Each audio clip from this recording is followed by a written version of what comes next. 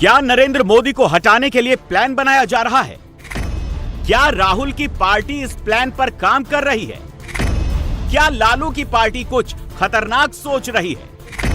क्या उद्धव की पार्टी देश में उपद्रव फैलाने वाली साजिश रच रही है?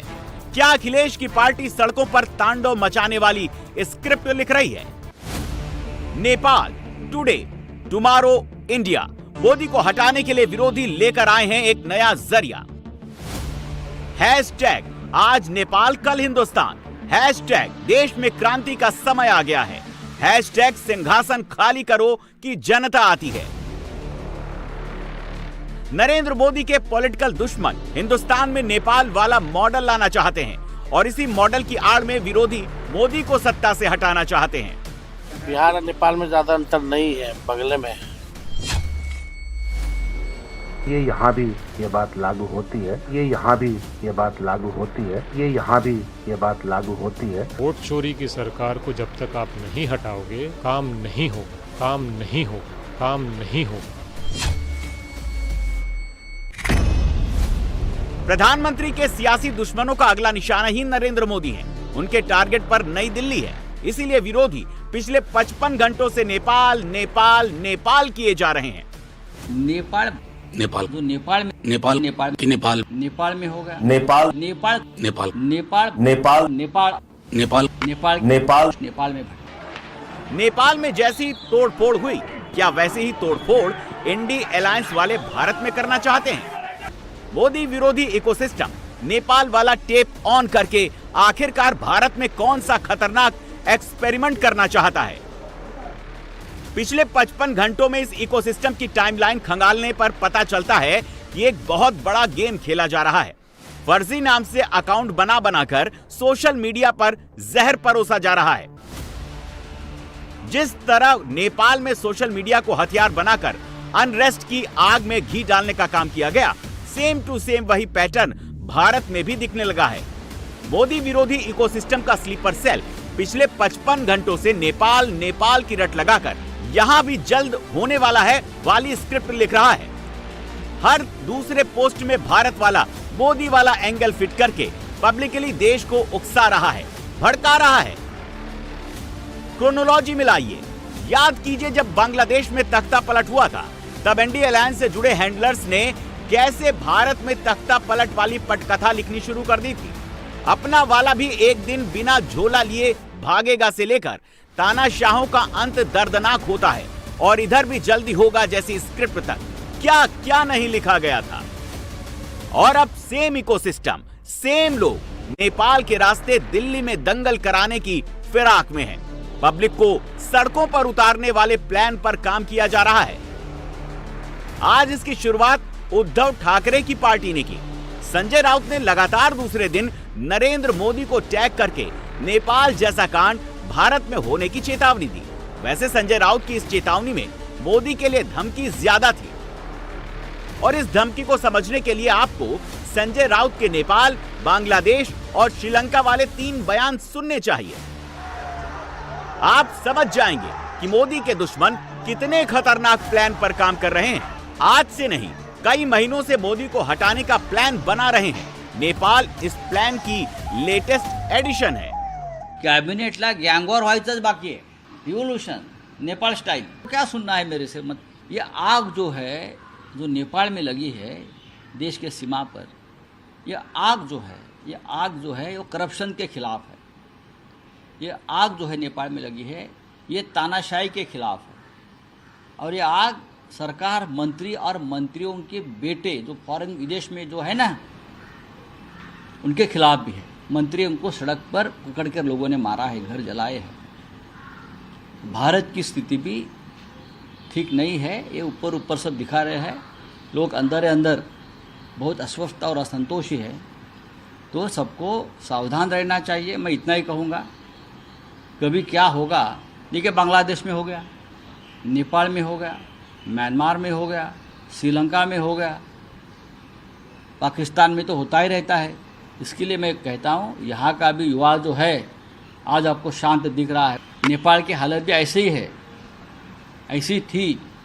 और आप लोग भारत में भी यहाँ से पूरा पैसा विदेश में जा रहा है, हाँ, किसका बेटा दुबई में बैठा है, किसका बेटा सिंगापुर में बैठा है, किसका बेटा और कहाँ बैठा है। हाँ, कोई क्रिकेट का चेयरमैन बन गया, क्या है। उसके खिलाफ असंतोष नेपाल में भटका है और ये चिंगारी भारत में अगर आती है तो भारत बड़ा देश है मोदी जी, लेकिन आप जो बचे हैं ना, आपकी सरकार, वो सिर्फ गांधी विचार की वजह से बची है। और मैं देख रहा था, मुझे बहुत बुरा लगा कि पार्लियामेंट को भी आग लगी। मैं ईश्वर से प्रार्थना करता हूँ कि ये जो बांग्लादेश में हुआ है उससे हमारे देश के जो सत्ताधारी है कुछ सबक ले। देखिए, लंका की जो परिस्थिति है तो बहुत ही चिंताजनक है। हिंदुस्तान उस राह पर है, उस मोड़ पर है, हमको अभी संभालना होगा। भारत के कुछ पॉलिटिकल लोग, कुछ मोदी विरोधी इकोसिस्टम वाले एक्टिविस्ट इन दिनों इसी नए नेपाल वाले फॉर्मूले पर दिन रात काम कर रहे हैं। मोदी के दुश्मन नेपाल वाला यही मॉडल भारत में लाना चाह रहे हैं। इस फॉर्मूले का कोड वर्ड क्या है, ये कैसे काम करता है और इसकी तैयारी कैसे होती है, ये सब अब हम आपको सबूत के साथ दिखाते हैं। सबसे पहले आपको समाजवादी पार्टी से जुड़े और farmer state minister IP Singh की टाइमलाइन पर लेकर चलते हैं। ये शख्स पिछले 48 घंटे में नॉन स्टॉप नेपाल के बहाने मोदी के खिलाफ लोगों को सड़कों पर उतरने के लिए बहका रहा है। इसने अपने एक पोस्ट में नेपाल के प्रधानमंत्री के जलते हुए घर की तस्वीर शेयर की और कैप्शन में लिखा 75+ के तानाशाह को हटाओ। इसके नीचे इसने हैशटैग दिया आज नेपाल कल हिंदुस्तान। दूसरे पोस्ट में इसने अंग्रेजी में लिखा नेपाल टुडे टुमारो इंडिया। तीसरे पोस्ट में लिखा बहुत जल्द प्रधानमंत्री और गृह मंत्री का रास्ता रोका जाएगा। चौथे पोस्ट में लिखा मोदी ने लोकतंत्र को बंधक बना लिया। इसने झूठ फैलाया कि उपराष्ट्रपति के चुनाव में 55 लोगों को वोट नहीं डालने दिया गया। आखिरी की 2 पंक्ति में इसने लिखा कि लोकतंत्र के दुश्मनों ने सत्ता हथिया ली, कागज पर लोकतंत्र बचा है, देश में अघोषित आपातकाल है। ये शख्स नॉन स्टॉप बकवास परोसता रहा। इसने बाकायदा मोदी के खिलाफ ये कहकर हिंसा की धमकी दी कि तूफान भारत की ओर आ रहा है, भागने की जगह तक नहीं मिलेगी। और ये यही नहीं रुका, इसने आगे मोदी की पार्टी को धमकाना शुरू कर दिया। कहा बहुत जल्द बीजेपी वाले बचाओ बचाओ चिल्लाएंगे। प्रधानमंत्री के लिए आपत्तिजनक शब्द परोसकर इसने लोगों को इंस्टिगेट करना शुरू कर दिया और उसके लिए इसने जो लिखा वो पढ़िए। इसने कहा तानाशाही खत्म करने का समय आ गया है। ये सीधे सीधे नेपाल की तर्ज पर हिंदुस्तान के भीतर सिविल वॉर जैसे हालात पैदा करने की साजिश है, जिसके सेंटर में नरेंद्र मोदी के सियासी दुश्मन हैं। और आज ये बात इसलिए भी साफ हो गई क्योंकि खुद कांग्रेस के नेताओं ने, राहुल गांधी के करीबियों ने कैमरे पर मान लिया कि नेपाल में जो हुआ वो भारत में भी हो सकता है। यानी एक तरह से कांग्रेस स्वीकार कर रही है कि नेपाल जैसा तख्तापलट भारत में भी कराने की तैयारी है। सरकारें वहाँ के नौजवानों की या किसी भी सेक्शन की अगर उपेक्षा करती हैं तो वो कहीं न कहीं आक्रोश की वजह भी बनती है। और ये यहाँ भी ये बात लागू होती है, तो ये यहाँ भी ये बात लागू होती है, तो ये यहाँ भी ये बात लागू होती है, तो ये यहाँ भी ये बात लागू होती है। यहाँ भी लागू का मतलब ये है कि आक्रोश बढ़ता है ना, आक्रोश के रूप अलग अलग हो सकते हैं। और ये आक्रोश जनता की चुनी हुई सरकार चोरी के माध्यम से आएगी तो आक्रोश बढ़ेगा। आक्रोश का आयाम अलग अलग हो सकता है। नेपाल के अंदर तख्ता पलट किया है। मोदी जी उसकी इनकी सरकार को भी निश्चित सतर्क रहना चाहिए। वहाँ जो घटनाएं घटी हैं सतर्कता के साथ देश में मोदी जी को भी अलर्ट रहना चाहिए। और अगर ये नाराजगी बढ़ती रही तो ये आक्रोश में बदलेगा। हिंदुस्तान की जनता ने ये साबित कर दिया कि अगर वो नाराज होते हैं या आक्रोश होते हैं तो वो सरकार के खिलाफ सड़क पे आते हैं। वोट चोरी की सरकार को जब तक आप नहीं हटाओगे काम नहीं होगा, काम नहीं होगा, काम नहीं होगा, काम नहीं होगा।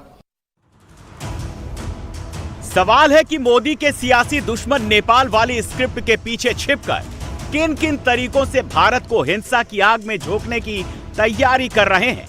आज आपको इसके कुछ और सबूत दिखाते हैं। इसमें सबसे पहला सबूत खुद राहुल गांधी का वोट चोर कैंपेन है। राहुल और उनकी पार्टी वोट चोरी वाली मनोहर कहानियां सुनाकर लोगों को भड़काकर मोदी को दिल्ली से हटाने की फिराक में है। राहुल खुद कभी एटम बम का शोर मचाते हैं, कभी हाइड्रोजन बम फोड़ने की बात करते हैं। दिन रात सुबह शाम एक ही टेप रिपीट करते रहते हैं। See, the main nara these days is vote chor, gadi chor, and that is being proved across the country. We will prove it again and again and again in more and more dramatic ways. Thank you. यानी एक तरह से राहुल खुद ही मान रहे हैं कि उनका वोट चोर कैंपेन कुछ और नहीं, एक सियासी ड्रामा है जिसमें वो मोदी को उलझाना चाहते हैं। और इस बीच नेपाल से आई तस्वीरों के दम पर भी राहुल और इंडिया अलायंस की पार्टियां भारत में अराजकता का माहौल पैदा करने की फिराक में हैं। और ये कोई हवाई बात नहीं है, सबूतों से क्लियर हो चुका है। संजय राउत अफवाह फैलाने में माहिर हैं। उन्हें मालूम नहीं है कि भारत में लोकतंत्र की जड़ें बहुत मजबूत हैं और भारत का सौभाग्य है कि एक ऐसा नेता, देश का नेता है जो हर जनरेशन के लोगों को पसंद है, उनकी पहली पसंद है, इसलिए लगातार तीसरी बार जीत कर आए हैं। लेकिन संजय राउत गलतफहमी पैदा करने में माहिर हैं और इसी तरह का ट्वीट करके कहीं भी, जब श्रीलंका का हुआ तब भी किया था, बांग्लादेश की घटना के बाद भी उन्होंने इसी तरह की भाषा बोली थी और अभी नेपाल का हुआ है तब भी संजय राउत ने इसी तरह की भाषा बोली है। उनको मालूम होना चाहिए कि इस तरह की भाषा बोलकर वो देश का अपमान कर रहे हैं। उनके दिमाग में वही है, उनको रोज उठकर कुछ ना कुछ तो कहने का, इसको गाली दो, उसको गाली दो, लॉ एंड ऑर्डर सिचुएशन कैसे क्रिएट हो। नेपाल के साथ भारत की कंपैरिजन कर रहे हो। अब आरजेडी के सांसद मनोज झा की बात करते हैं। आप इनकी टाइमलाइन पर चले जाइए, उनका नेपाल वाला पोस्ट पढ़ लीजिए, आप समझ जाएंगे कि वो किस ओर इशारा कर रहे हैं। मनोज झा इशारों में भारत में नेपाल जैसे हालात के रिपीट टेलीकास्ट होने की स्क्रिप्ट लिख रहे हैं और कैमरे पर आकर वही रिपीट कर रहे हैं। आपके यहाँ लोकतंत्र बिल्कुल नहीं है, मुख्य कानून सा एक व्यक्ति खड़ा होता है तो सब बैठ जाते हो। ये आधारहीन चीज। देखिए, बहुत सारी चीजें हैं, किसी भी लिविंग डेमोक्रेसी में, जिंदा डेमोक्रेसी में उस तरह से नहीं होता है। ये पर्दादारी है और मेरा मानना है कि जिस दिन ये पर्दा उठेगा, हमारे लोकतंत्र के बारे में अच्छी टिप्पणी करके नहीं जाएगा। आज मैं सोच भी रहा था कि पूरी दुनिया में ये आवश्यक है कि डेमोक्रेसी को हम एक लिविंग ट्री के रूप में देखें, जिसको नरिशमेंट, पानी, हवा की जरूरत है। उसको गमले में लगा के बोनसाई बनाएंगे ना, तो इस तरह की छवियां आएंगी। ये तमाम डेमोक्रेटिक देशों के लिए भी एक संदेश है। नेपाल के पीछे छिपकर भारत में उपद्रव मचाने वाला, देश को हिंसा की आग में झोंकने वाला ये खतरनाक प्रयोग सिर्फ सियासी नेताओं और उनके समर्थकों की टाइमलाइन पर नहीं हो रहा।